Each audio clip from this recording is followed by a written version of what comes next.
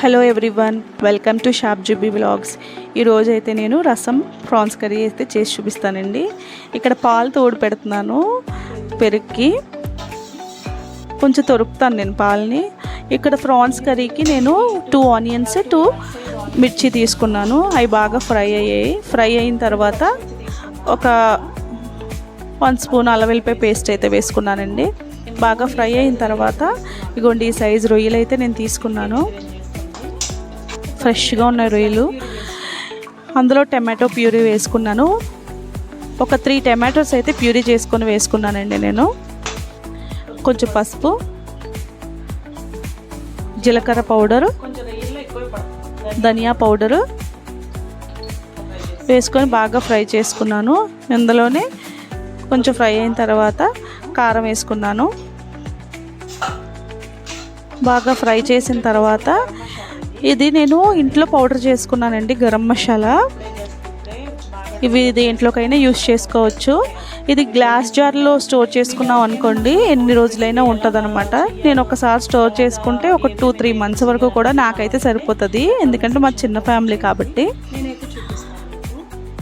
ఇగోండి ఇది కొంచెం ఘాటు ఎక్కువ ఉంటుంది కాబట్టి తక్కువ వేసుకుంటున్నాను. బాగా ఫ్రై అయిన తర్వాత రొయ్యలు అయితే తీసుకున్నాను. సాల్ట్, పసుపు వేసి కొంచెం ఇందులో పెప్పర్ పౌడర్ వేసుకొని కొంచెం ఫ్లేమ్ హైలో పెట్టుకొని మూత పెట్టేసుకోవాలి. దాంట్లో ఉన్న వాటర్ అంతా ఎగిరిపోవాలి. ఈలోపు నేను రసం చేయడానికి ఒక ఆనియన్, టమాటో తీసుకున్నాను, ఒకటి కరివేపాకు, ఎండుమిర్చి ఒక 2 ఎండుమిర్చి అయితే తీసుకున్నా, చింతపండు, పెప్పర్ అయింది. పెప్పర్ ఇందులో ఇప్పుడు కోల్డ్ ఫ్లూ అది ఎక్కువ బాగున్నాయి కదా, ఇవి తీసుకుంటే బాగుంటుంది.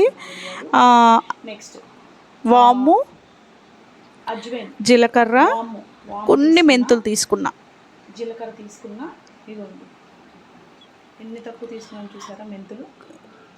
ధనియాల పౌడర్ తీసుకున్నాను. నెక్స్ట్ కొత్తిమీర. ఇప్పుడు స్టవ్ ఆన్ చేసుకొని బాండి పెట్టుకొని ముందుగా వెల్లుల్లిపాయలు చెప్పడం మర్చిపోయాను. వెల్లుల్లిపాయలు చాలా ఇంపార్టెంట్. మా రసంలో వెల్లుల్లిపాయలు వేసుకుంటేనే బాగుంటుంది. వెల్లుల్లిపాయలు వేసుకున్నాను ఒక హాఫ్ పాయలాగా. ఆవాలు, మిరియాలు, జీలకర్ర,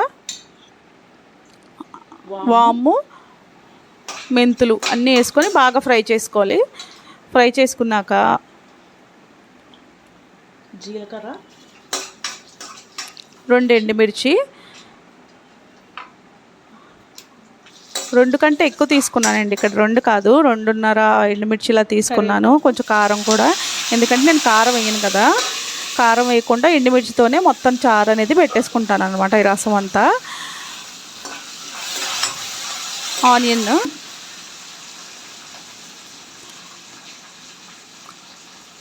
నా వీడియోస్ కనుక మీకు నచ్చినట్టయితే please like, share and subscribe చేసుకోండి.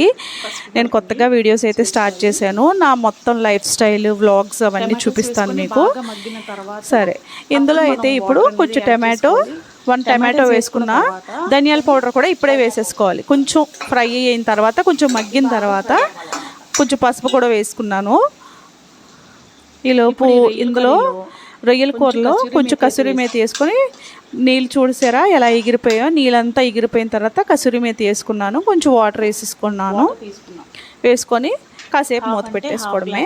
ఇది నేను రోటీ, రైస్, మా ఇంట్లో రోజు ఈవినింగ్ రోటీ, రైస్ 2 ఉంటుంది. సో రోటీ రైస్కి కాబట్టి కొంచెం గ్రేవీ వచ్చినట్టే పెట్టుకున్నాను. ఇప్పుడు రసంలోకి ఏమొచ్చి సాల్ట్ వేసుకొని బాగా ఫ్రై చేసేసుకున్న తర్వాత కొంచెం కొత్తిమీర వేసుకొని బాగా ఫ్రై అవ్వాలి. ఇంకోటి చింతపండు, ఒక లెమన్ సైజ్ అంతా కొంచెం ఫ్రై చేసుకున్న తర్వాత ఇందులో మనం వాటర్ వేసేసుకోవడమే. నా ఛానల్లో ఇంకా కొత్త వీడియోస్ అయితే పోస్ట్ చేస్తూ ఉంటాను. సో ఇవన్నీ కూడా చూడండి. ఇది లీటర్ వాటర్ కదండి. ఈ లీటర్ సబ్స్క్రైబ్ చేసుకోండి అండ్ నా వీడియోని ఎండ్ వరకు చూడండి. ఇక్కడ నేను ఒక 1 లీటర్ ఆఫ్ వాటర్ వేసుకున్నాను రసంలో. ఈ 1 లీటర్ ఆఫ్ వాటర్ ఒక 3/4 అయినంత వరకు మనం బాయిలింగ్కి పెట్టుకోవాలి. రైస్ రెండిటికి కలిపి చేశాను, అందుకే గ్రేవీ లాగా వచ్చేటట్టు నేను చేసుకున్నాను అనమాట. ఇదిగోండి ఇక్కడ ఇది రోటీ కూడా రొయ్యల కూర అయితే అయిపోయిందండి. పైకి ఆయిల్ తేలినంత వరకు ఈ కర్రీని అయితే కొంచెం ఉడికించుకుంటే మనకి ఆయిల్ ఎప్పుడైతే ఆయిల్ తేలిందో ఇప్పుడు మనకి కర్రీ అయితే రెడీ అయినట్టు. లేదంటే వాటరీగా ఉంటుంది, బాగా అనిపించదు. లాస్ట్గా కొత్తిమీరతో గార్నిష్ చేసుకుంటే మన ప్రాన్ కర్రీ అయితే రెడీ అయిపోయిందండి. అంతేనండి. ఇది కాసేపు మూత పెట్టేసి ఉంచేస్తే నా వీడియోస్ అయితే ఎండ్ వరకు చూడండి. ప్లీజ్ సబ్స్క్రైబ్ చేసుకోండి. ఇంకా కొత్త వీడియోస్తో వస్తాను. ఇదిగో ఇందాక చూపించినట్టుగా గరం మసాలా అయితే నేను గ్లాస్ జార్లో వేసుకొని మూత పెట్టేసుకున్నాను అనమాట. ప్లీజ్ సబ్స్క్రైబ్ చేసుకోండి. లాస్ట్గా ఈ రసంలోకి కొత్తిమీర వేసుకొని ఇంకా ఆఫ్ చేసేసుకోవడమే. ఇదిగోండి ఇక్కడ రొయ్యల కర్రీ కూడా కంప్లీట్ అయిపోయింది.